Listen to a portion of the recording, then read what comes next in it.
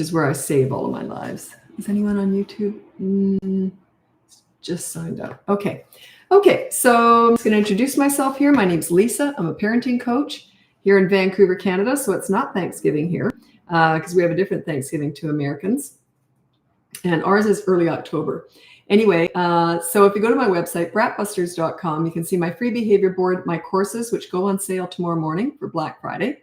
And they're on sale for 4 days, Friday, Saturday, Sunday. Yeah, 4 days. And what else? Oh, yeah, coaching. That never goes on sale. If you want to work with me one-on-one, I do have a big wait list for that. It's all on my website, but I'll get to eventually. Anyway, and then you can look into our podcast, right? It's called BratBusters Parenting Podcast. It's on all the platforms. Everything's on my website. And hi, Sarah from Arkansas. Hello. And the podcast, we're doing a 7-series podcast, 7 podcasts in 7. Podcasts is a hard word to say, plural. We're doing 7 in 7 days. And it's our series, all the basic information that if you want to know all the basic information, that series will be available as a sort of a clump, as a podcast. And we put all of our podcasts on YouTube. YouTube only, I thought we had videos on there. My daughter said, no, she does all that stuff. She goes, all we have on our YouTube channel is podcasts and lives, and that's it. Oh, hi, Tori. Thanks so much for your support. Are you American? If so, what are you doing on here? I guess you put the kids to bed. You're probably full of turkey. So yeah, because it's Thanksgiving. By the way, Thanksgiving is not as big a deal in Canada. I know it's huge in the United States, but it's not as big a deal here. We celebrate it, but it's not as big a deal. Okay, so let's get going with your questions. I don't expect to have many people turning up, but we'll see. You know, I got lots of international people from all over the world who turn up, so we'll see. But I would think most people are American that turn up here. So, okay, so just waiting for your questions. In the meantime, I'll just read out a couple of general things. What am I reading here?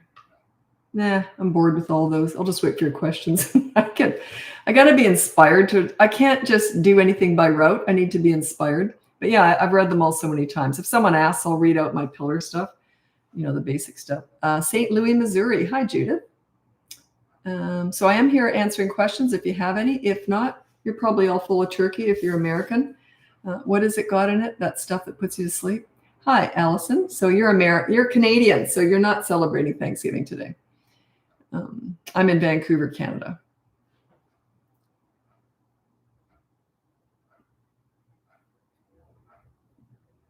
Okay, well, no questions are turning up yet. I guess I will say something then. I'll talk about something else. Hi, Dahlia from Quebec and Diana from Ontario. See, I'm getting more Canadians here because it's American Thanksgiving. So I'm just reading stuff I've got written down. I'm not very organized with the way I've got like notes for my lives in case I don't get a lot of questions or I just want to throw stuff in. But yeah, I don't have a lot of organization to it. What the heck? Okay, so we've got Sue from Detroit, Jendi from Saskatoon. My dad was from Saskatoon. He was born in 1922, so you probably never met.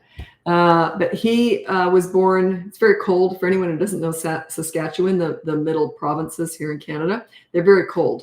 And Vancouver sometimes doesn't even get snow in winter. It's the warmest city in Canada. Anyway, so yeah, he was born about 1922 and they lived on a farm. So everything they ate, they grew or they raised, and they hunted also and fished. And they had an outhouse. And during a snowstorm, they had to tie a rope around their waist as a kid, especially to go out to the outhouse or they'd get blown away and never be found again. Imagine that, eh? Canton, Ohio. Allie. Hi, Allie. Okay, here we go with questions. Tori. Recommendations for bedtime routine for a 5-year-old. Yeah, bedtime routine is in 2 parts. It's in both of my boot camp courses. Don't buy any courses tonight. They go on sale tomorrow morning, Black Friday. Anyway, the bedtime battles, I call it, is in both my courses, but it's in 2 parts. The first part is something you can put on the behavior board, and that is a follow bedtime routine. It's like brush your teeth, blah, blah, blah, but have a time frame. And then if they don't follow that correctly or they're very difficult during that, the next day you have a consequence. The second part is how to keep them in bed. And that's basically you just keep putting them back to bed without looking at them or talking to them. But it goes into more detail in the courses. But yeah, you got to have a system. There's this saying, who is it? Atomic Habits. James Cleary, I think, is who, and he says, you don't rise to the level of your goals, you rise to the level of your systems. It's kind of like that with parenting. It's all about systems and have a plan, right? So it's kind of like that. I never have ever put that together. I just heard it again today. I've heard that saying a million times, and I just put that together just now. I thought that's so true. Everyone has goals for their family, but it's the systems and the consistency and the plans. That's what makes it all work, right? Yeah, you don't rise to the level of your goals. You fall to the level of your systems. Is that right? Anyway, you get the idea. Oh, you asked about another kid. If you're not the parent, I can't answer that. I only teach parenting. I don't teach daycaring or babysitting or anything. So daughter, age 11, argues about everything. Tips? Yeah, you've trained her to do that. It's a learned behavior. They don't come out of the womb doing that. So yeah, you might want to check out my free behavior board. It teaches you how to get started and how to start getting respect. That's basically, and it's never the kids. We're never fixing kids here. We're fixing and teaching parents. You lead, they will follow. It's just a natural instinct to follow a leader, especially as a child. By the way, we all tend to follow a leader. Like if there's a really strong leader, we all, even as adults, we tend to be drawn to that person. It's just a natural instinct. I'm not a leader by nature. I'm a follower in my personal life. So you don't have to be, and it's only my inner circle, right? You don't have to be a leader in your personal life to be a good parent leader. I'm very much a leader with children, but because that's what they need. That's what makes them the most enjoyable and the most happy. And so yeah, I'm a leader with kids, but not in my personal life. So you don't have to have that personality trait to be a good leader as a parent.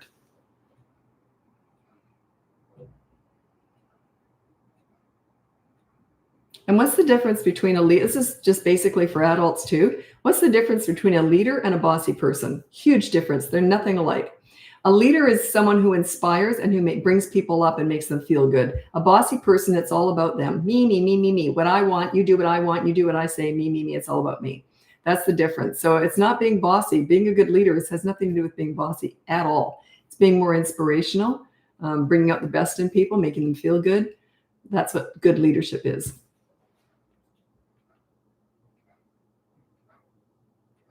Yeah, and I'm very much a follower, but only with leaders, not bossy person. To heck with them. It's one of my least favorite traits is phoniness and bossiness, two of my least favorite traits. I don't know anyone in my life like that at all. They're all gone.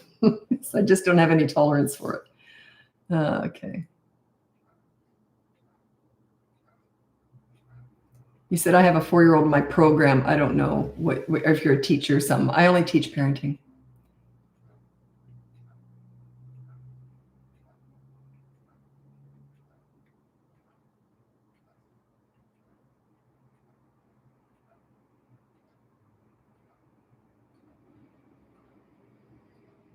Do you have a course geared for teen boys? I do specialize in teenagers. They're my favorite age. But I don't have any courses or books or anything out for teenagers. So that was something we were going to have done this year, but my daughter does all the planning and she told me we can't do it this year. We've just been super busy. So, and we're not going to put anything out just for the sake of putting it out. What we did do though, is we updated our toddler course. My daughter put a lot of work into that. She just tells me what to do. So I do all the filming, but we redid that. So it's a little bit different. If you've already got the toddler boot camp course, you'll notice it's quite different. It's in 4 different sections now. It used to be just sort of more reference material. If your toddler does this, this is what you do. Because toddlers are so unpredictable. There's not a real plan, but it does give you directions and where to start. And also to help you understand toddlers. So that's what we were busy doing this year. And the podcast is really busy. Like we do 2 a week. So we're just busy basically. And I never want to, we're very careful with the business. It's a family business, my daughter and I, and we're never going to put anything out that we're not super proud of. So if I was to rush through a book or a teen course, it would be a disaster.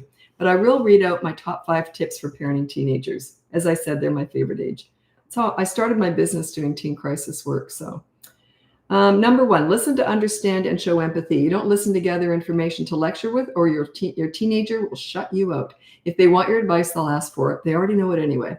Number two, negotiate as much as possible with teenagers. Hey, I want your dirty clothes in the hamper from now on. What do you want from me? Reciprocity. You give respect to get it, right? Number three, don't sweat the small stuff with teenagers. If they do something stupid and it's not a big deal, just say, well, that was stupid. Do you want to hear what I did at your age? Or do you want to hear what I did yesterday? In other words, it's okay to make mistakes, just like I did, just like I do. Okay, number four, don't leverage the good times to discuss the bad times. I get this a lot. Parents always want to discuss bad behavior. They want to do the lectures. Total disaster. So when do you discuss bad behavior? Never. You deal with it, but you don't discuss it. So all the discussions are where you put your energy and focus is what grows, okay? And number five, with teenagers, you can be a right fighter or you can be happy. Even if they know they're wrong and they've started arguing with you, they'll die on that hill. So what's the point in fighting? What's the point in arguing, right? You can be a right fighter or you can be happy. So you say something like this. If there's an argument going back and forth, you just say, I'll tell you what, let's just forget it. Or let's just talk about it later. And never add when you've calmed down or because you're too out of control. Don't put that insult on the end of it. Okay, that's just an accelerator. So that's my top five tips for parenting teenagers. In coaching, when I'm working, and the reason why I didn't do a course on teenagers for years, I've just had the other two courses, toddler and older kids, is because I do specialize in teen crisis work. So I thought, well, I can't do a course on crisis work because it's so specific to each family. Then someone pointed out, could have been my daughter, someone pointed out, most parents with teenagers are not in crisis. So I thought, I can do a general course on teenagers. So hopefully in 2026, we should be able to get that done. And then the book, I don't know, we've been approached a lot to write a book, but it's got to be right. It's got to be right timing. And so we'll do a book eventually. But anyway, and I can't recommend any books or anything because I've never read a book on kids or parenting. Everything I've learned is kids taught me all this stuff.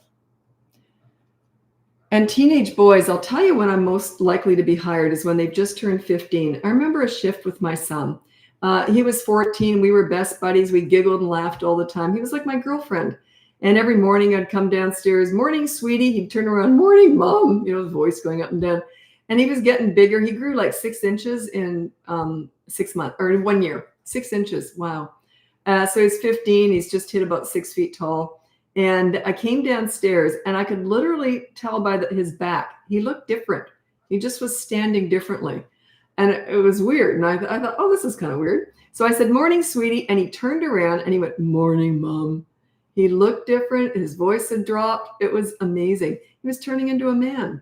So yeah, and I had to shift my parenting and learn how to adjust, learn how to connect with him differently. Because I said, how come we don't laugh and giggle like we used to? And he goes, Mom, I'm not your girlfriend anymore. He's very funny. And then he says, you can't turn into a man when your best friend is your mummy. He's very funny. Okay. What do you do? This is Tabitha. Hi, Tabitha. What do you do when you're just having a bad day, despite lots of connection, 10-month-old teething and the 2-year-old acting a lot? Okay. You try and there's a basket that I used to have that I had lots of different baskets. I had a basket full of arts and crafts, a basket full of just different cheap stuff that wasn't any big deal. Sometimes it's just a bunch of toilet rolls and tape, and we'd tape it together. So pull out the bad day basket. Okay. And another thing you can do, not always possible, especially as it's winter here in Canada, is just get out. I remember one of the best pieces of advice I ever got from someone is I was in the backyard and I was talking to my neighbor over the fence. She had older kids. And she goes, you don't look so well, Lisa. Well, my son had been up sick all night and I just was tired. And I said, I'm out of it today. It's just a bad day. And she goes, best advice is just get out. Go and you'll find other moms just like you. Sure enough, I spit up on me. I was a mess. I went to the park, just pushed him in the stroller down to the park. There was another mom just like me. She had spit up on her. She had a rough night because there was a cold going around or something. And all the kids got sick. And yeah, get out. So if you can, but if not, have that bad day basket ready, just full of stuff that's just you don't normally see, you don't usually play with. And it's just something to sort of distract them. But sometimes you are just going to have a bad day. We're not perfect here, right? We're going to make mistakes. We're going to have good days and bad days. That's human. That's normal. Bedtime battle right now. Yeah. Yeah, I don't want to go too much into it because it's kind of long. It's a whole system on how you do bedtime battles. It is in the courses. It's kind of like potty training. It's a whole system. I can't just touch on it here. So I don't want to go into it in great detail because I'm sure it doesn't apply to everybody, right? So.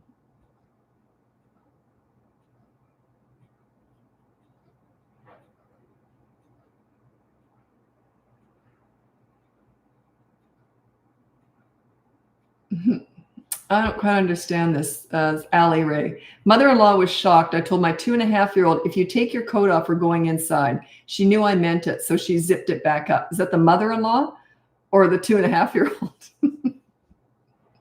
The thing is, if you're going to threaten, you give them a choice, basically. You say, okay, so if you take your jacket off, we're going inside. So you give them a choice, and then it's up to them. Don't micromanage. Let them do whatever they're going to do because you got to follow through with what you said. Calmly business transaction. Yeah, all discipline. Very good. All discipline is like a business transaction. No emotions. When you're playing with kids, connection and play is the most thing that's the most important thing with parenting. But that can be all crazy. I used to chase my kids with underpants on my head. I was the panty monster. So yeah, you can be crazy. But when you're disciplining, I get real boring real fast. I go, ooh, that was an interesting choice. Here's what we're going to do. And that's how I talk when I'm disciplining. No anger, no frustration, no disappointment. Something else I was going to say, and I forgot now.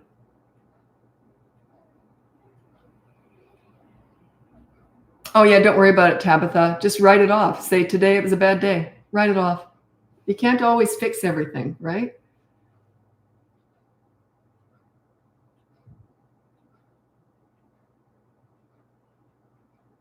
So I'm scrolling ahead to make sure you're still here. Well, we got a decent turnout for American Thanksgiving. I think most of my followers are American. I'm not sure, but same consequence for 3 or 4-year-old. Yeah, don't get caught up in what the consequence is. It's just the fact that there is one. I think parents think there's some perfect consequence. No, it's just the action of a good deed. And then if they don't do the good deed, which is the chore, if they won't do that, then you take something away. But yeah, don't get caught up in what it is. Just do it. There is no perfect consequence. Today's podcast was about discipline. Yeah, yesterday was about connection. I don't know how today's went. We didn't talk about it yet. We don't talk about numbers much. My daughter doesn't like doing that. We just follow through with what we think we should be doing in the business. So we don't worry too much about numbers. But we know whenever we talk about connection, numbers go down. Whenever we talk about discipline, numbers go up. Whenever we talk about teenagers, numbers go down. Most of our viewers don't have teenagers, but you all will one day. So, but we already know that. So why would we talk about the things that go down? Because you need to hear them. So we're in the caring field. We've got to tell you what you need to hear, not always what you want to hear. So yesterday's was about connection, lower numbers, and today's about discipline. I'm sure it's much higher in the podcast because we're doing a 7-day series in the podcast right now.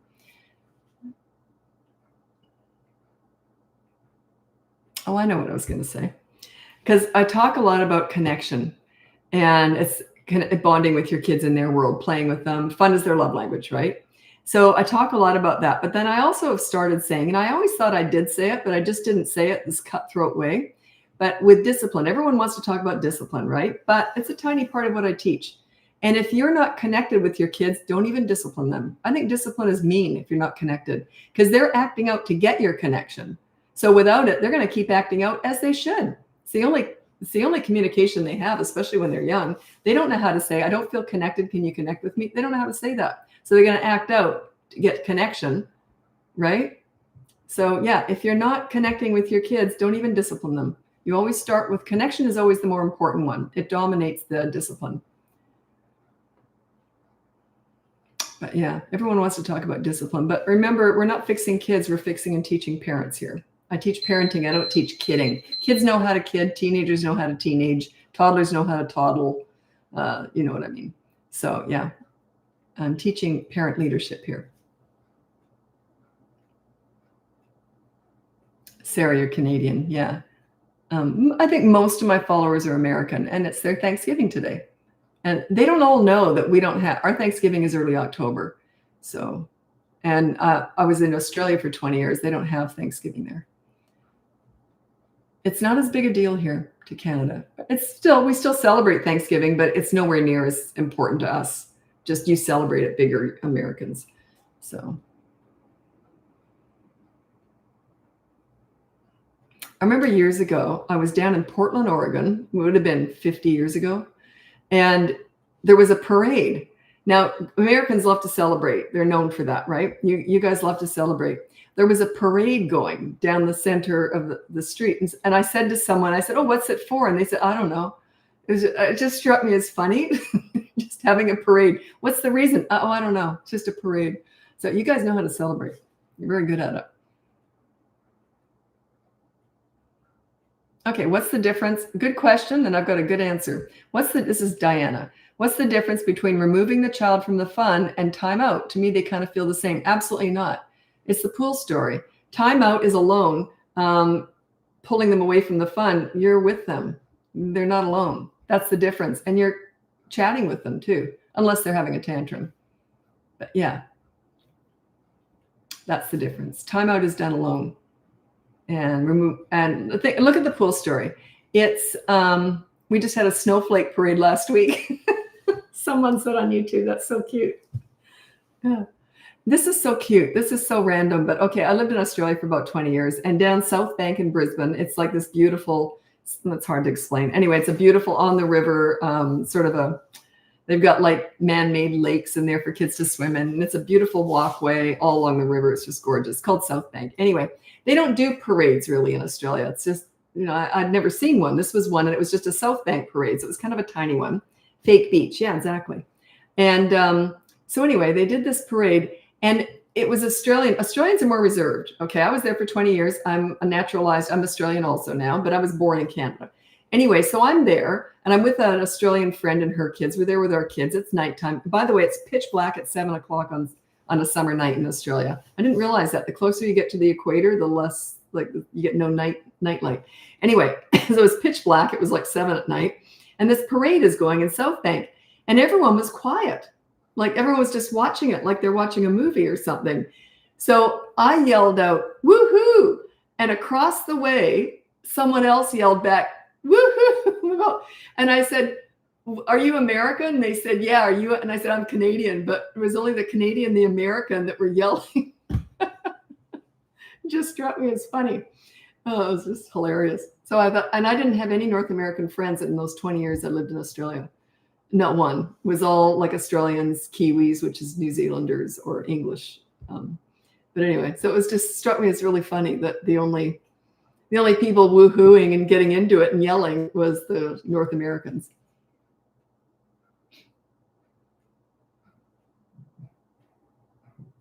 And I want to make it known that Americans are known for being louder than us Canadians. I started that woohoo, the Canadian. And you know what was cute too, is all the Australians started doing it too. Everyone got involved. Like we started this, and everyone started talking and yelling, and it was so much fun. It was great. Okay.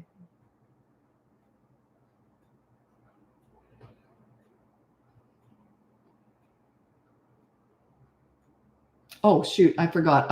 My timer already went off. I've got to go over to TikTok now. Not TikTok. I'm going over to Instagram.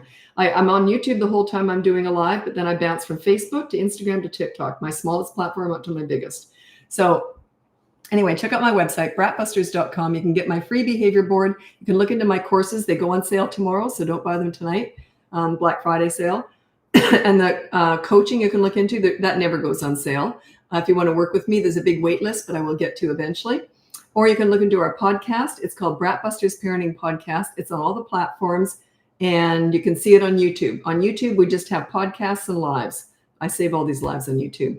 And we're working on a 7-day series right now. We're doing a podcast every day, and it's all of our basic information. That will be collected at the end of the series, and then you'll be able to access that if you want all the basic stuff. Anyway, thanks for joining me. I'm hopping over to Instagram. Happy parenting.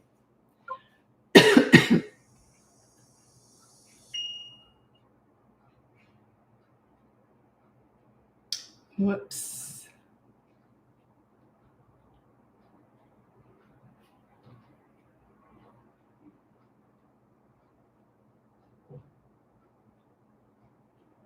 Okay.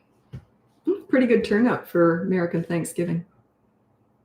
I think a lot of people, they have young families and the kids are in bed and guests have probably gone home or whatever. Because when you got young family, you don't want to be partying until midnight, right? And I don't know, but I would assume there's a lot of people that celebrate it at lunch. I know in England especially, they celebrate big stuff at lunch. So I don't know. I don't think you do that though, do you, in America? Like I'm Canadian. So do you celebrate Thanksgiving for lunch or for dinners? Which is your big meal? I'm curious. I never thought about that. I didn't have any happy Thanksgiving. I didn't have any American clients today. I just had other people from other parts of the world. How do you get your child to stop saying no all the time? Just ignore it. So what if they say no? Yeah. We ate around 2 p.m. Okay. So it's not just for dinner then. Okay. So I just want to make it clear I'm Canadian. We celebrate early October. That's our Thanksgiving. And in America, if you don't know, if you're from overseas somewhere, American is their Thanksgiving. Thanksgiving in the United States is a huge deal. In Canada, not as much, but we celebrate it, but it's a huge deal in the United States. It's almost like bigger than Christmas. It means a lot to Americans, Thanksgiving. So it's a big day. So I'm not sure how many people are going to turn up, but I still got a good turnout tonight for the live. Anyway, thanks for joining me. My name's Lisa. I'm a parenting coach. If you go on my website, it's BratBusters.com. You can see my free behavior board. You can look into my boot camp courses. I have 2 of them, one for toddlers, one for older kids. They go on sale tomorrow, so don't buy them tonight. And then I also have coaching. If you want to work with me, that never goes on sale. I have a huge wait list for that, but I will get to it eventually, which reminds me, I got to check and see if I've got room for more clients. Just a sec. Yeah. I went for months without one new client because existing clients keep rehiring me. They just want the support, right? So, but then I got, in the last couple of weeks, I think I got 6 new clients that I could take on. So it was really good. So we're getting there. Anyway, and then the podcast is called BratBusters Parenting Podcast. It's on all the platforms. And what else? Oh yeah, we're doing our 7-day series right now. We're in day 3 was today, and it's all of our basic information. So 7 podcasts in 7 days. As soon as that's completed, it'll be bundled up, and you can access that through our podcast. It'll also be on YouTube. Anyway, and my daughter and I work together. We do the podcast together. Number 1, we're mother-daughter. Number 2, we're best friends, and then we're also business partners. So she does all the planning and marketing. And she kind of just tells me what to do. She decides where the business is going. I just deal with parents. That's my strength. And her strength is the back end planning. She loves it in marketing.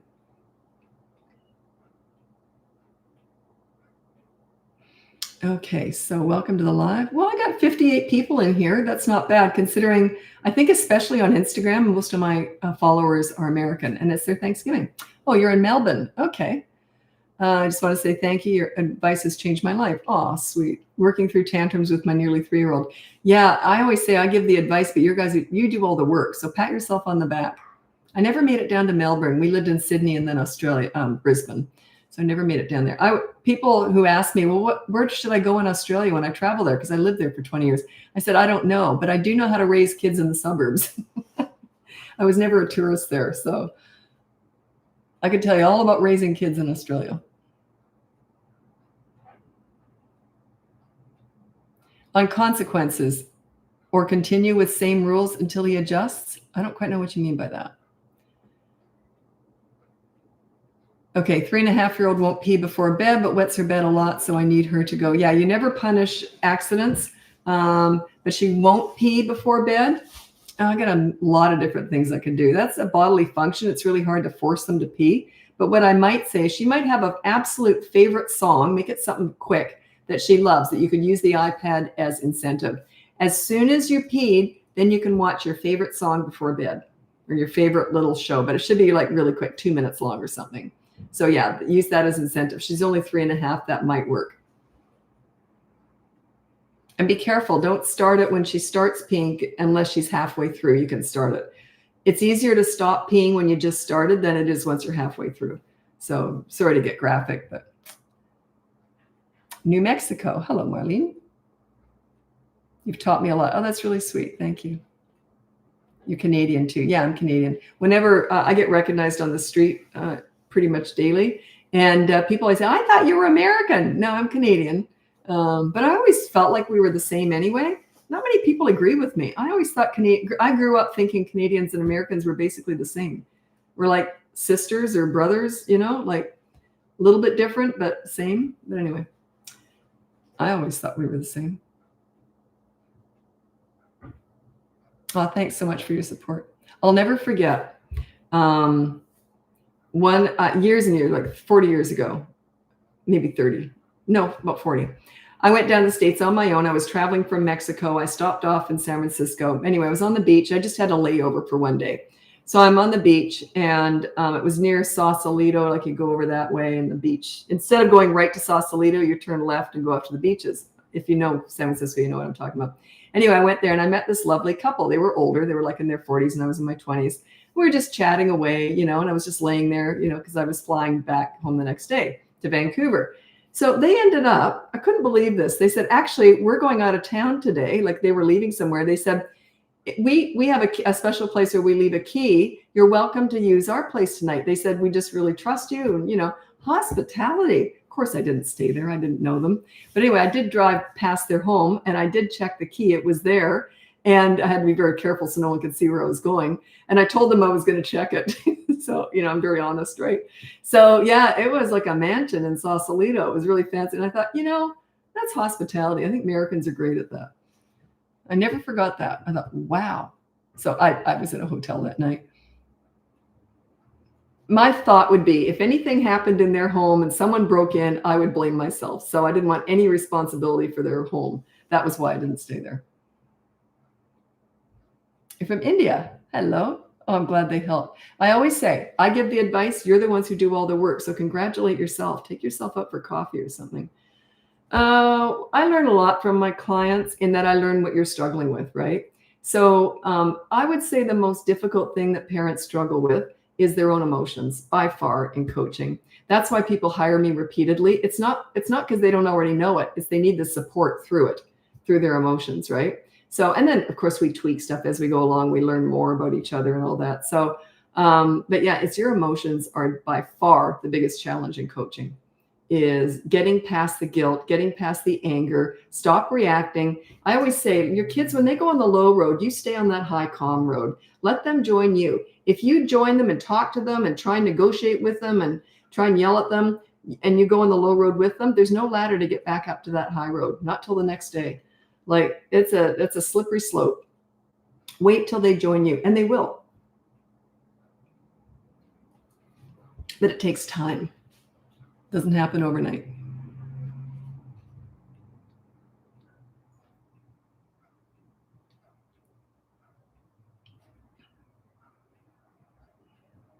Oh, that's nice, Victoria.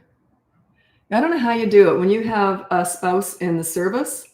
I don't know how you do that. That must be really difficult, because not only are you parenting alone, but you're worried about them, I'm sure. Good for you. I mean, I'm Canadian, so I can't say thank you for, but I guess, yeah, it's still world peace stuff, right? I do get clients who have spouses on leave. It's pretty rough. It's easier. And the hard thing is too, it's easier for parents who have support, right? But when you've got someone in the service, you're often moved around. So you're not always near your family. So it's kind of doubly difficult. 2.5-year-old, oh, sorry, hiccup. 2.5-year-old refusing to leave daycare. Do I, so I'm going to get hiccups, I can tell. Just a sec.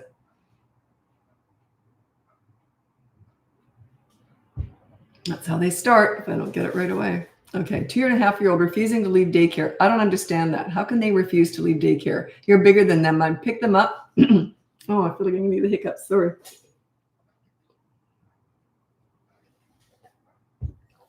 Because I talk so much, right? Do I tell her once and then pick her up and leave? Kicking, spitting, and screaming? Yes. Yep. We're leaving now. Pick her up, kicking and spitting. Yep. Under your arm and hold her away from you. Like, don't hold her facing you. Hold her away. So I would just go like this and hold her, and maybe hold her head if she's inclined to headbutt. It's kind of a safer way for you to carry her. Or you might want to bring the stroller in and strap her into that. Like that Hannibal Lecter one where they put... Silence of the Lambs. If you've seen that, you know what I'm talking about.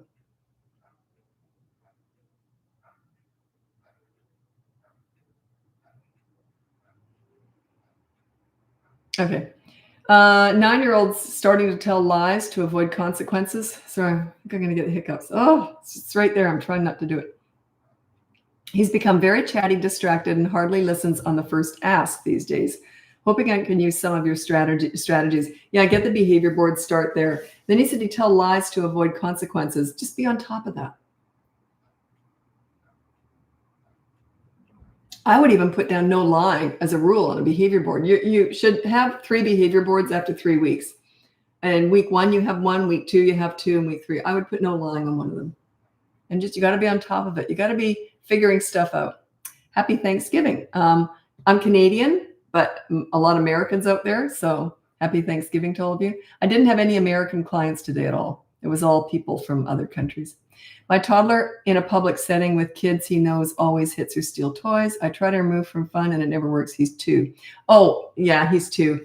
I would just take him away if you can. Like what I mean, you try a few times, you say no, and then you can just maybe take him off to the corner and maybe distract him for a while. And then when you put him back in, because you want to change his energy a little bit. So then when you put him back in, you're right there like a dirty shirt. You're right there. As soon as he goes to grab something, you say no, and then you pick him up and move him again. Don't let him keep doing it. They get used to it. It's like muscle memory. If you keep letting them do the crime and then you correct, do the crime, you correct, they get used to doing it. They'll never stop. Not at 2 years old.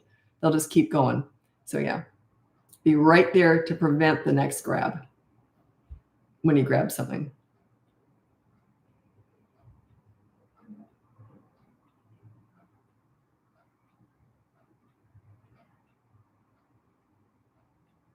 Okay. From Slow It Down. If I have a bad reaction to my child's behavior, yell at them during a tantrum. Okay, I don't consider a tantrum bad behavior. It's a loss of emotional control, not getting what they want. Okay. Should I apologize and model good behavior? No.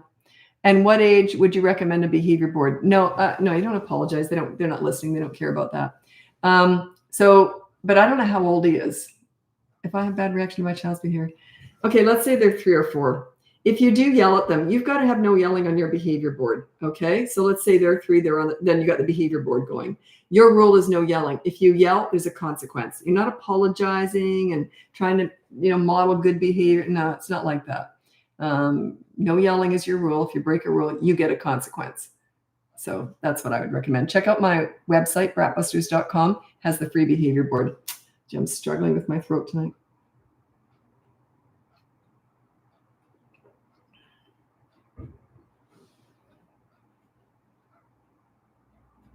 Okay, this is Becker Farm. I live in Michigan and also think of Canadians as not that different. Yeah, a lot of people don't agree with me on that. I always thought we were virtually the same. I think Americans are more loud. Yeah, for sure. We're a bit more reserved. Although I'm a very loud Canadian. So in a lot of ways, I'm probably more American. But yeah, I always thought we were the same. And yet so many people don't. I found that interesting. I don't know why. Whatever.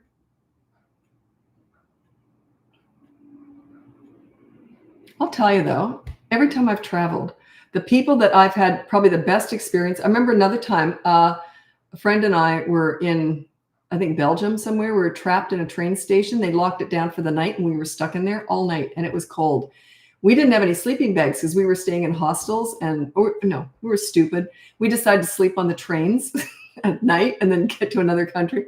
How stupid is that? You don't sleep on a train. It's dangerous. Anyway, so we were stuck in this train set and it was us and 2 American girls. They had 2 sleeping bags. We had none. And they shared their sleeping bags with us. Like everywhere I've gone, I've found Americans to be super hospitable. Super. Although I'll be honest, if we had 2 sleeping bags and there were 4 of us, even though we didn't know, we'd probably share 2. So maybe not though. I don't like being cold.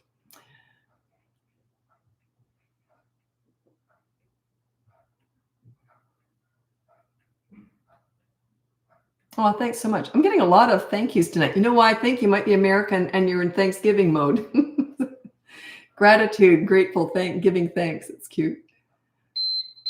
Oh, I love your sayings right there like a dirty shirt is cracking me up. I got a lot of old sayings because I'm old. I just turned 65 last month. So I'm officially old now. I love my 60s. I didn't like my 50s as much. Menopause and all that. Now I'm done with all that.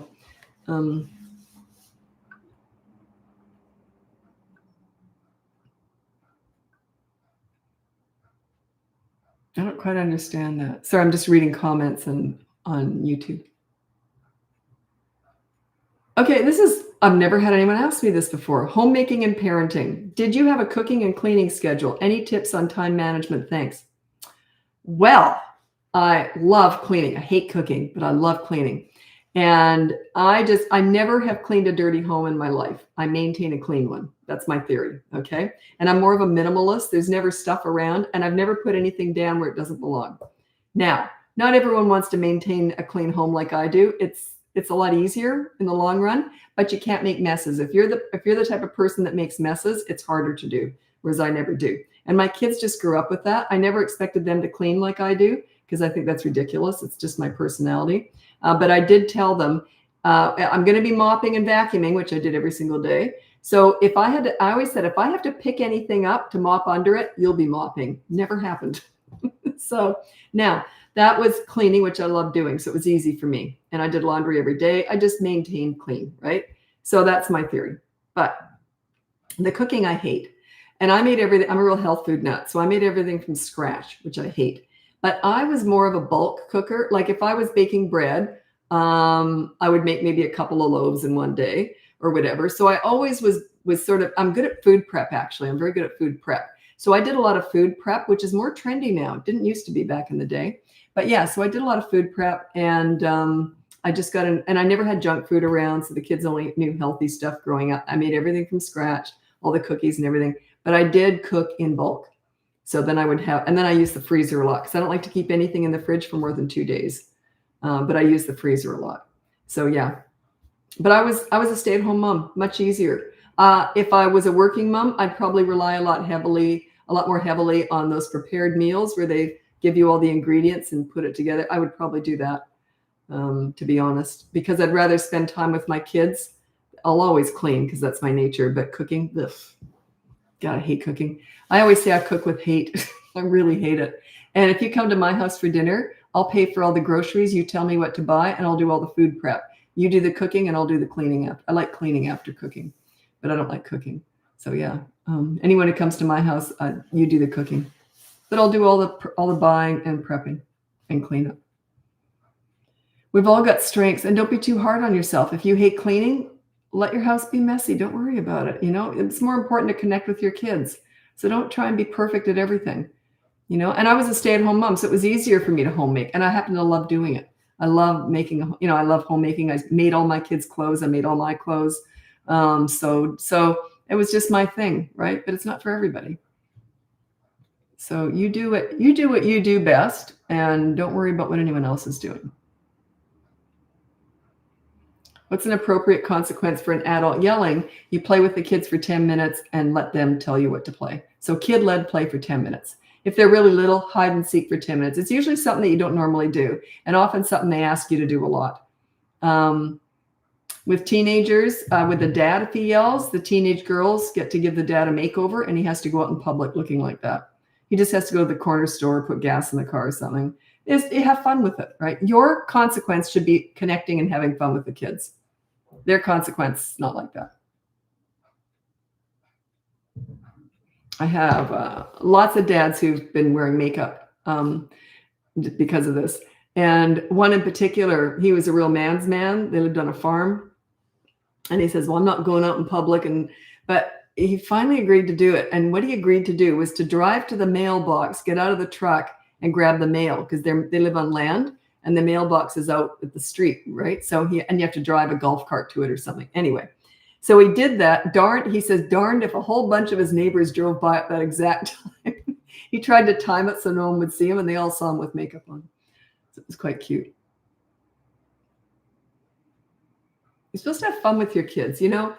My goal with BratBusters is, I started my business doing teen crisis work. So it's keeping teenagers alive was my main goal. But really, I want you to have happy, nice kids. But my main goal is that you have a happy family. I want you to enjoy your kids. I want you to wallow in parenting like I did. It was the most fun time of my whole life. I loved it. I found it easy, enjoyable. Most fun time of my whole life was parenting my two gorgeous kids. So, but I earned that. I worked for it. I got respect when they were young. I give it to get it, and we could just relax and enjoy each other. So, yeah, I want you to enjoy parenting. I want you to have fun with your kids. If you're not having fun and learning from your kids, you're missing out. So that's always my main goal. Happy family.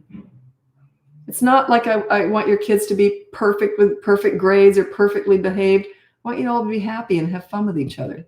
And I want you to be friends. Your number one job is parent, but friendship should be in there too. You're Australian, so am I. I'm Australian and Canadian. My kids were born and raised in Australia.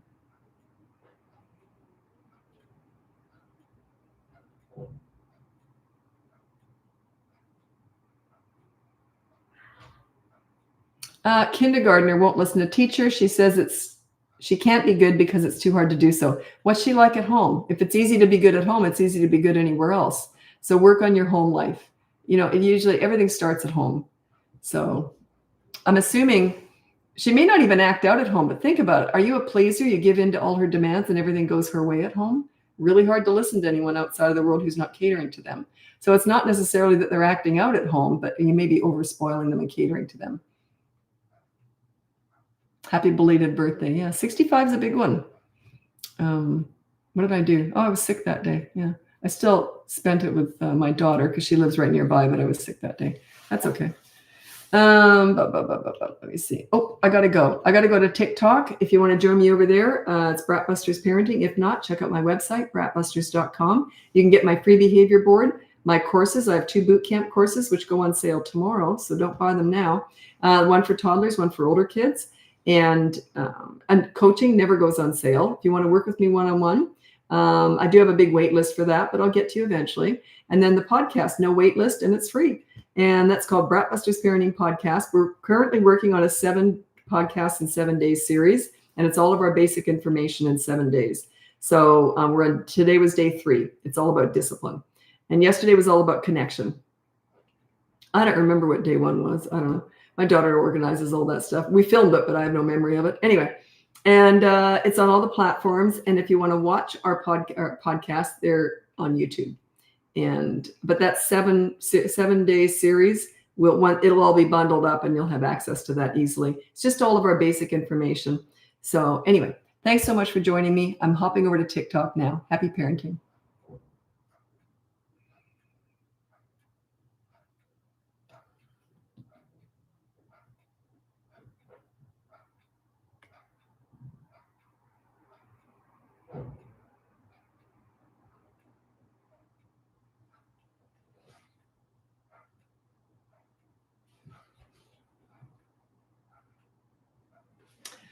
Okay.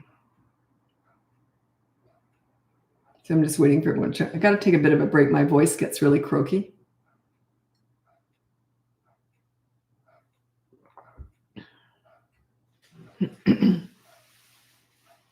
I'm not very good at, I talk all day for a living and I project too hard, evidently. It's like I yell. So I don't just talk normally because I get excited when I'm talking about parenting. So I project too heavy, and that's why I keep wrecking my voice. Do you have any courses or videos on screen time? Yeah, it's in my courses, in the boot camp courses. Cover. I don't know if I covered it with toddlers. I don't think it's in there. It might be. I don't think so though. But it's in the 3 to 12-year-old boot camp course, and the courses go on sale tomorrow. So don't buy any today. Thanks for all you're doing for bringing back old school values. Was wondering, how do you manage homemaking? Oh, I already answered that. Yeah. Okay.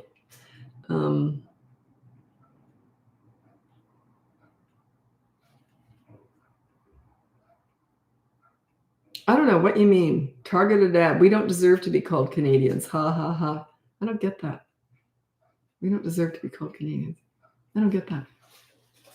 I'm sure it's funny. I just don't understand it. Okay. Let me see. Okay, so I'm on TikTok now. This is my last platform. What I do is I'm on YouTube the whole time, and then I bounce from Facebook to Instagram to TikTok, my smallest platform to my highest. Anyway, Happy Thanksgiving to all my American viewers. Yeah, we're Canadian. We celebrate it early October. So, but I know Thanksgiving is a huge deal to you. I had no American clients today. It was all people from Europe and Australia. So anyway, thanks so much for joining me. Welcome to my live. My name's Lisa. I'm a parenting coach. If you go on my website, it's BratBusters.com. You can see my free behavior board, my courses, which go on sale tomorrow. So don't buy them tonight. Black Friday sale. I don't understand Black Friday sale because it doesn't just go on Friday. It's always like days. Why don't they call it Black Friday through Monday sale? I don't know. Anyway, starts tomorrow. And then you can look into my coaching. That I have a big wait list for that, but I'll get to you eventually. And also you can look into the podcast. It's called BratBusters Parenting Podcast. It's on all the platforms and we save them on YouTube. My YouTube channel just has podcasts and lives. That's it. No videos. The videos are all on social media. YouTube is not social media. It's a search engine. It's Google. So it sort of operates quite differently. But anyway, my daughter, I thought all the videos went on YouTube. She goes, no, Mom, there's none on there. So she does all that stuff. Anyway, so thanks for joining me. And what else is I going to say? Oh, yeah. On the podcast, we're doing a 7-day series. We're right in the middle of it right now. And so we're on day 3 today, tomorrow. I don't know what we're talking about tomorrow. But anyway, and that's all of our basic information. All of our fundamentals are going to be in that 7 podcast series. So we're doing one every single day for 7 days. Anyway, you might want to check that out. So let's get going with the live. I'll do my best to answer your questions. It will be a smaller group because most of my followers are American and it's your Thanksgiving right now. So I'm still getting Americans in here. Oh,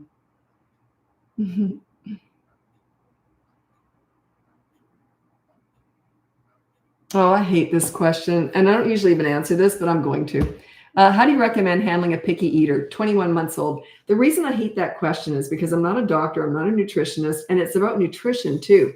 What I would suggest, I can teach you the social stuff around eating.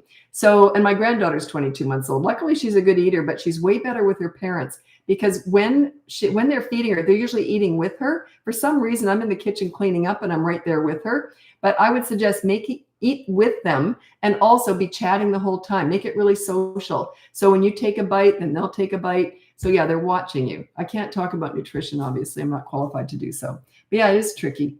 What I was really good at, though, with my kids is I was really good at hiding healthy stuff into everything else. And my daughter-in-law right now, every time she makes applesauce, there's little orange bits in it, which I don't think is apples. I think it's probably carrots. So, it's really good to hide healthy stuff. Not a lot of it because they'll clue in. But I used to make a lot of pancakes because it was all healthy stuff. But there was broccoli in there and cauliflower in there. So yeah, you think about that. How can you hide healthy stuff?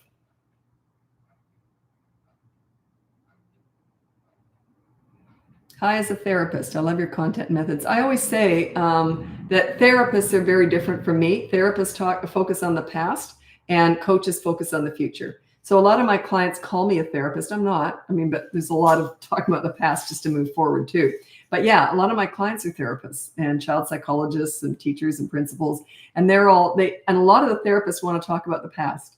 But yeah, I can't do that because that's not what I do. But yeah, there's very necessary job is talking about the past. There's a lot of my clients who are struggling through their own parenting journey because of the way they were raised. So we do have to touch on a lot of that and try and move past that. It's tricky.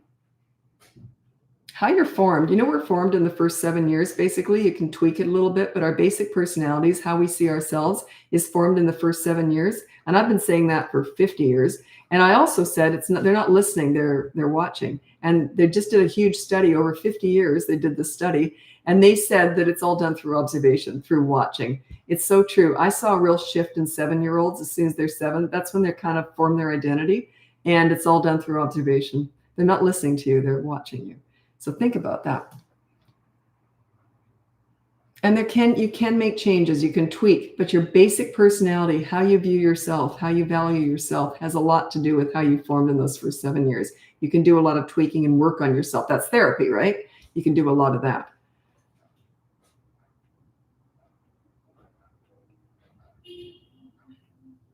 It's amazing, though, the hold that our upbringing has on us that we don't even realize. Well, I know that because I've been studying this for so long, but it's amazing, even if you don't like it, how often you repeat the past. It's like people who are raised by alcoholics are more likely to marry alcoholics. The reason is they want to repeat the past so they can fix it. I've heard that. I don't know. If someone's a therapist, they probably know about that more than I do. But yeah, it's quite fascinating how you often repeat everything you hated about how you were raised. It's fascinating, but I see it all the time. So we have to work against that.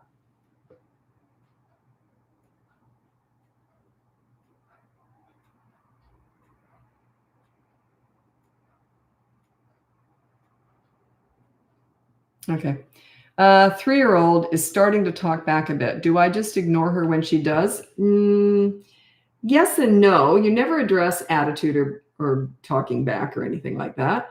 But it depends if she's doing it, if she's saying no, and then you allow her to not do what she needs to do. So there has to be consequences. So she can talk back all she wants, but if she's getting away with it, so when you said, do I let her get away with it? Are you letting her take control? So they can say, I hate you, you're awful, and I can just go, whatever, but I'd still follow through with the consequence. So if she needs one, not about talking back, but if she did something naughty and then she starts talking back, I'd still follow through with the consequence for the bad behavior. Bad attitude is not bad behavior. You cannot address it. A bad attitude means that you're not a leader. It's a tell. It means they don't respect you. Once they respect you, once you're a leader, all that sass goes away. It just does. And it happens organically over a period of time. I've never seen this before. 7 people are peeking in, say hi, and invite them to tap in. Yeah, okay, tap in, hi. I've never seen that before. They keep throwing new stuff at me. And as an older person, I don't adjust to the new stuff very well. So, yeah. Good question. Is there anything to be done for 3-year-olds who throw when they're mad? They look for anything. Yeah, they're going to search around. What can I throw here? I got a pen. Just put down on the behavior board, put down no throwing. And then when they do, there's a consequence. But you want to prevent, let them do whatever they're going to do. Don't try and stop bad behavior unless it's destructive. If they're going to hurt themselves, hurt someone else, or damage property, then I would step in and take it. Okay. But otherwise, let them do what they're going to do. And then you go to the board and you say, okay, so you threw, here's your consequence, and follow through. Don't worry about the consequences, what they are. That's not the focus here. Check out the free behavior board. It'll explain how you do consequences.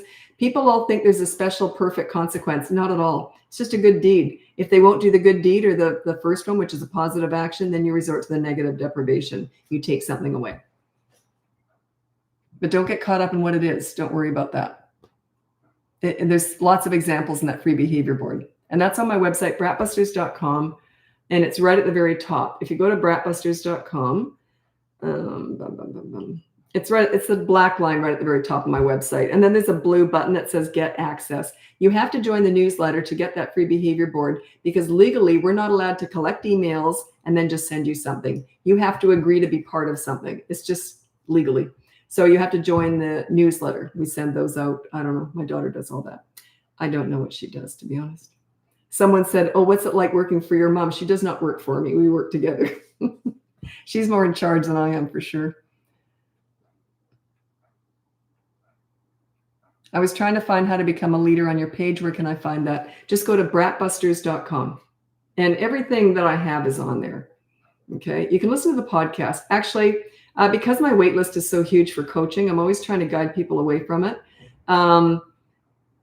So the podcast has the most sort of extensive information. I go into more detail on the podcast. When I'm doing a live, it's just sort of quick, right? So the podcast has, and also we've done enough of them now. We started doing it a year ago, and we do 2 a week.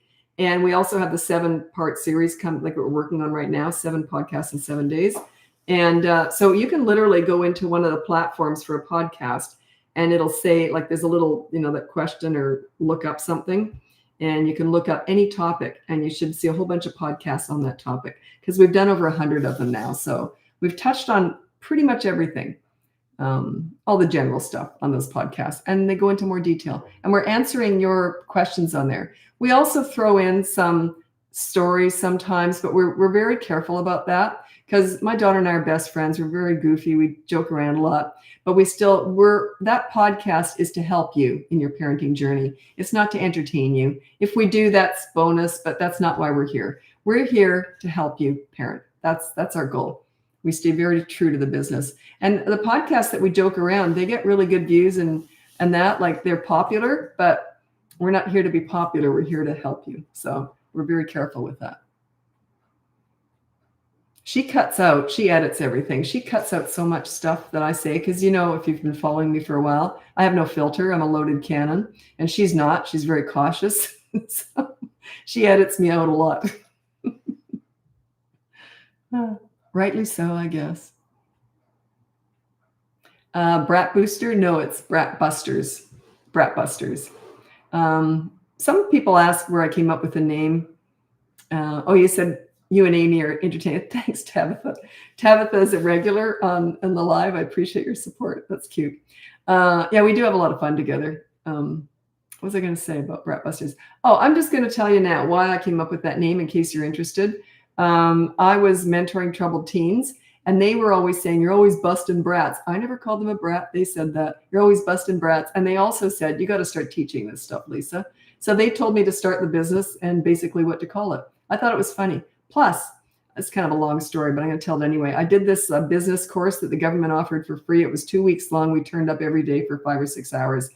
And there was one woman in there, and we hated each other. You know how you just instantly, you love people and then you hate them. We just didn't click. She was very pompous and very always right about everything, and I'm just goofy. So she hated me because I was always laughing and joking around. And the instructors liked me, and she wasn't popular at all. So she hated my guts. Anyway, so we went around the table and we did this study, like, what's a good name? What's a good name for your company? So we all were throwing out names for our company, ideas, and then the other people would vote on it.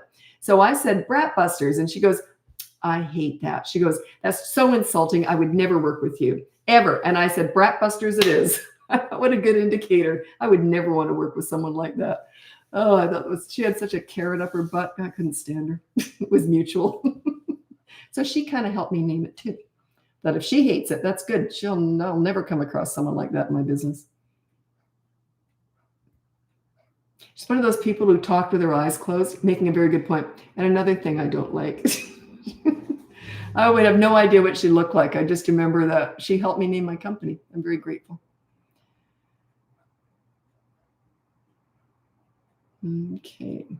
Oh, I don't let anyone in on these lives, by the way. I only did it once a few years ago. And that was a big one, too. That one had, I think, 26,000 people in the live because some big TikToker had shared it. And they never did it again. So obviously they didn't like me that much. But anyway, and there was 26,000. It was one of my very first lives. Didn't know what I was doing. And I let someone in because I thought it came up, let me in. So I let them in. And they were just they just wanted my audience. They were trying to sell stuff. I couldn't get rid of them. I didn't know how to get rid of them. So I never did it again. Okay. Any tips for giving up the pacifier? My son is 18 months old.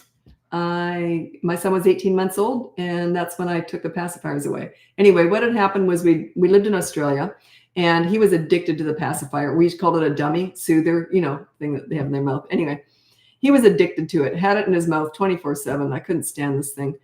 Every so often he'd be playing and forget about it, but then he'd put it back in. So it was always attached to him.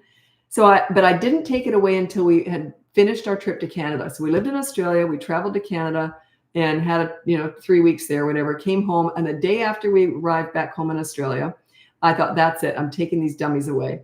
So I had jet lag. So did he. It was such a bad time to do it. And he did have tantrums sometimes. So I thought, this is going to be one hell of a day. Jet lag and tantrums all day. But I just put my mind to it. Now, I was already a leader. He knew when I said something, it was going to happen, right? But he's only 18 months old. They don't always put that together very well, but he was starting to sort of figure this out.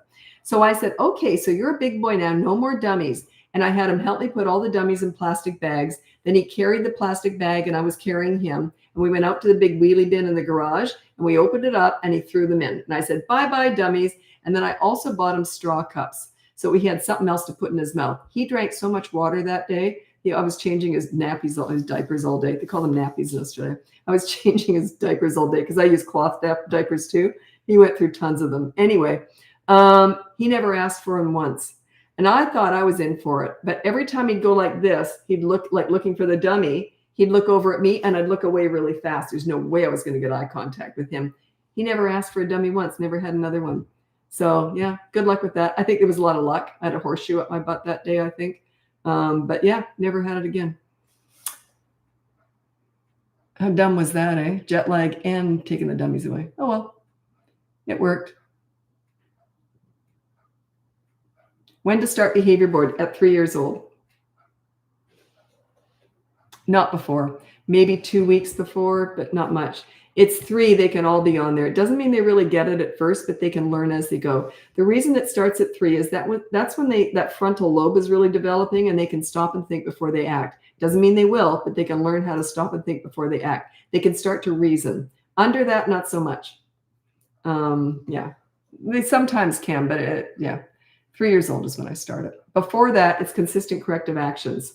They're all about actions, not words. And it has to be done right in the moment. That free behavior board has a toddler section in it too. It's a free course and it's on the behavior board and also what to do with toddlers. Toddler to me, I just split it up like 16 to 35 months. To me, a baby is 0 to 15 months. Toddler 16 to 35 months. And then 3 to 12 is a kid. And then 13 up is a teenager. 9 to 12 is a tween or preteen.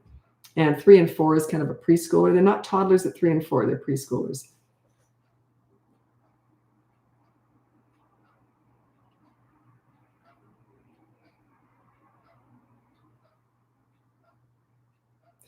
When to take away the binky if they're reliant for breakdowns in sleep? I don't know what to tell you, but you're gonna have to take it away eventually. So it's just everyone wants to know how you sail through these transitions. You don't. You got to be ready for war.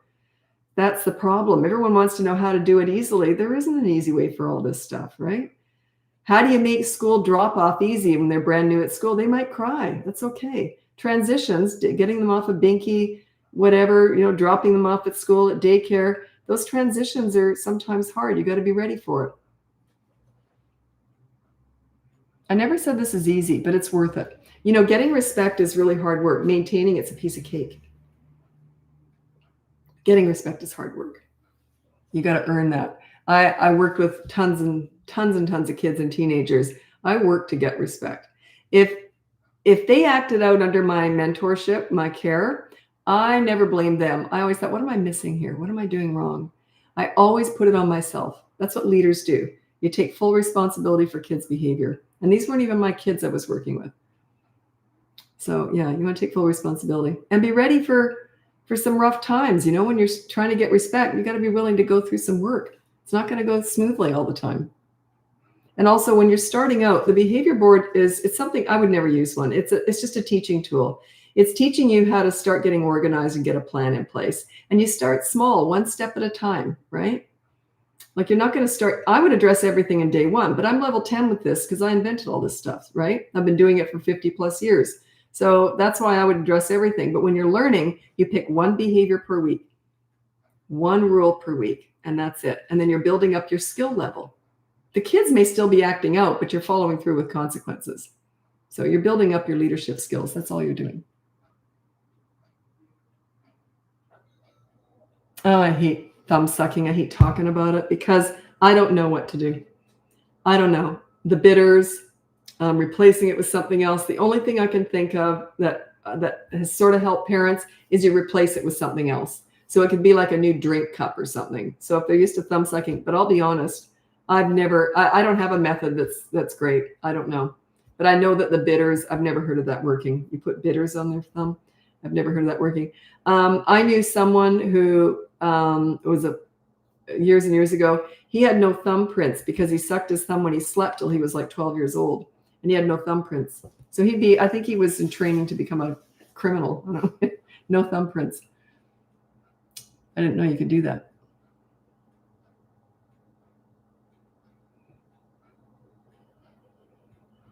What was your daily routine to maintain a clean home with little kids? Oh my God. Oh, you really want to know? Okay. I mop and vacuum every day.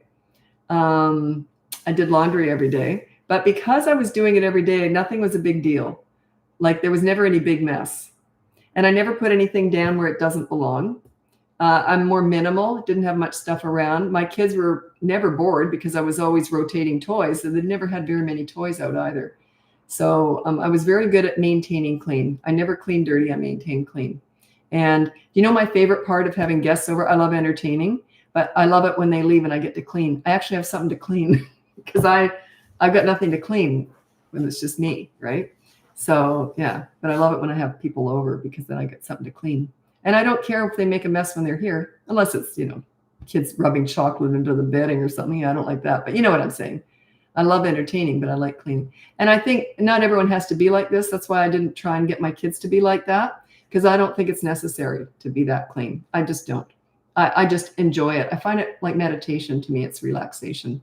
I clean my bathroom top to bottom every single day, at least once. I change all my towels every day, everything. So, but it's just such a routine. I wouldn't know any different. And I maintain, like I'm up early going to the gym. I've done a lot before I even hit the gym. So, yeah. But it's not necessary. I don't think anyone else should be like this at all. I just like it. I was always like this, though, even as a kid. I was always a fuss fart.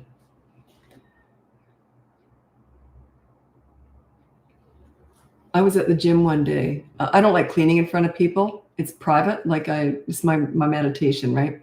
So I was at the gym the other day and I got all these really weird looks. And I thought, why is everyone looking at me? I had taken a paper towel, and they always have paper towels and spray bottles. And I was cleaning the bottom of my runners at the gym. I just lost track of where I was. People are looking at me like, what the heck? And I thought, oh. It's embarrassing. Yeah.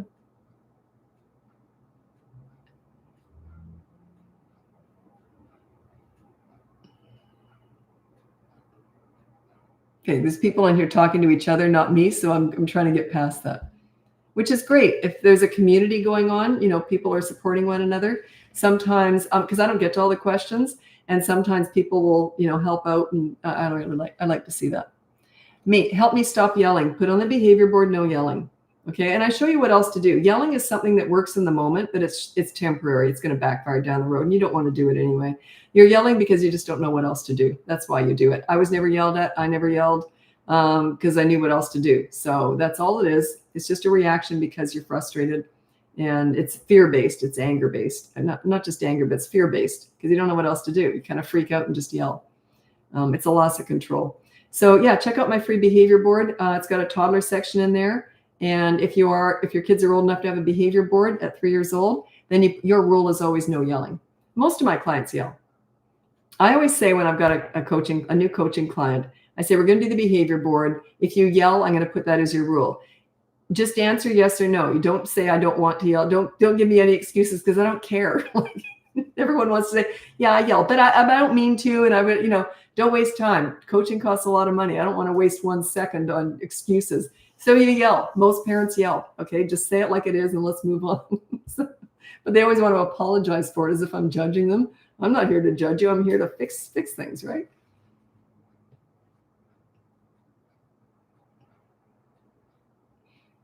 I was talking to someone ages ago, and they said, I said something, and they go, oh, I just don't like to feel judged. I said to them, am I judging you? And they said, well, no. They were so defensive. I don't judge. I don't have that in me. It's not my job. But they were just so defensive. They tried to accuse me of judging them. And we ended up laughing over it. That's just my go-to statement. Yeah, most parents yell. It does work in the moment, but it backfires. It's not long-term. It's a short-term fix.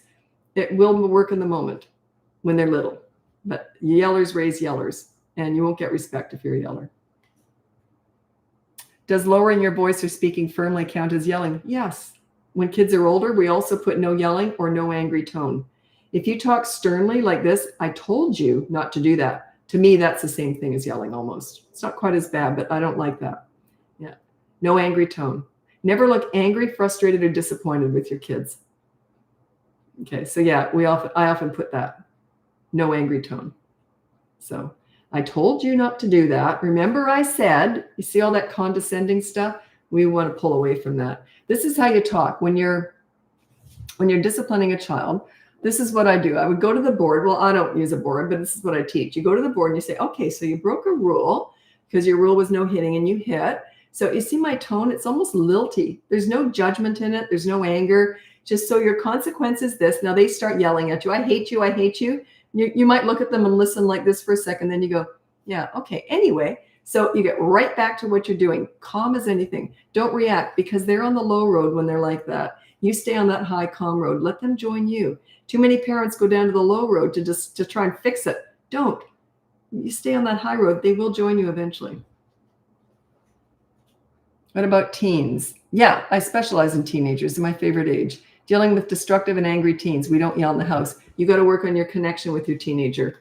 That's where everything starts, especially with teens. Often, well, when I'm hired by parents of going through stuff with their teenagers, it's all about connection initially, especially if it's crisis work. It's all connection. How you connect with your teenager, start bonding with them, start showing them respect to get it. So anyway, I'll read out my top 5 tips for parenting teenagers. Number 1, listen to understand and show empathy. You don't listen to gather information to lecture with, or they will shut you out. If they want your advice, they'll ask for it. They already know it anyway. Number 2, negotiate as much as possible with teenagers. It goes something like this. Hey, I want your dirty dishes in the dishwasher from now on. What do you want from me? Reciprocity. You give to get, right? Number 3, don't sweat the small stuff with teenagers. If they do something stupid, I would have just said, well, that was stupid. Do you want to hear what I did when I was your age? Or do you want to hear what I did yesterday? In other words, it's okay to make mistakes. They're branching out. They're starting to become their own leaders. They're going to make mistakes just like you do, okay? It's okay to not be perfect. Number 4, don't leverage the good times to discuss the bad times. So then parents say, well, when do we discuss the bad times? Never. What's the point? You deal with them and move on. That's the pool story. Check that out. If you haven't seen the pool story before, check it out. You can just Google BratBusters pool story. It'll come up. And number 5, you can be a right fighter or you can be happy. If a teenager is arguing with you, and even if they know they're wrong, and they're not always wrong, by the way, you're not always right. But even if they know they're wrong, they'll die on that hill. So what's the point in fighting with them? It's lose-lose. And so I would just say something like this. I'll tell you what, let's just forget it. Or how about we talk about it later? Do not add when you've calmed down. That's an accelerator. It's an insult. It'll just make everything worse. So that's my top 5 tips for parenting teenagers. There's a million more, but that's my top 5. Okay, I've got to get going. I've still got some work to do tonight and other stuff to do. So anyway, thanks so much for joining me, and check out my website, BratBusters.com. You can see my free behavior board, my courses. I have 2 boot camp courses, one for toddlers, one for older kids. Don't buy it tonight. It goes on sale tomorrow. And then I've got coaching one-on-one with me. It never goes on sale, and there's a huge wait list for that, but I will get to you eventually if you want to work with me. And what else? Oh, yeah, the podcast. I don't know why I keep forgetting that. Anyway, the podcast. It's called BratBusters Parenting Podcast. My daughter and I do it together, and they're all put on YouTube if you want to watch us do the podcast. And we're just in the middle of our 7 podcasts in 7 days series. It's all of our basic information. It'll all be bundled up, and it'll be available as just one button, I think, to get access to all the basic stuff.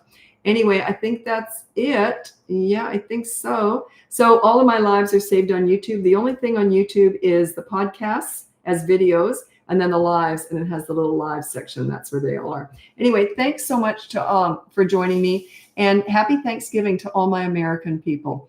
And I would say most of my followers are probably American. I know Thanksgiving is a huge day. I was trying to schedule some appointments, not realizing when your Thanksgiving was. So this is last week. And they all were talking to me like I was nuts. I think most of you think I'm American. I'm Canadian. I didn't know that it was your Thanksgiving. I do now. And that's today. So I didn't have any American clients today at all. So I hope you were just enjoying your day. Anyway, thanks so much. And we'll talk again soon. Happy parenting.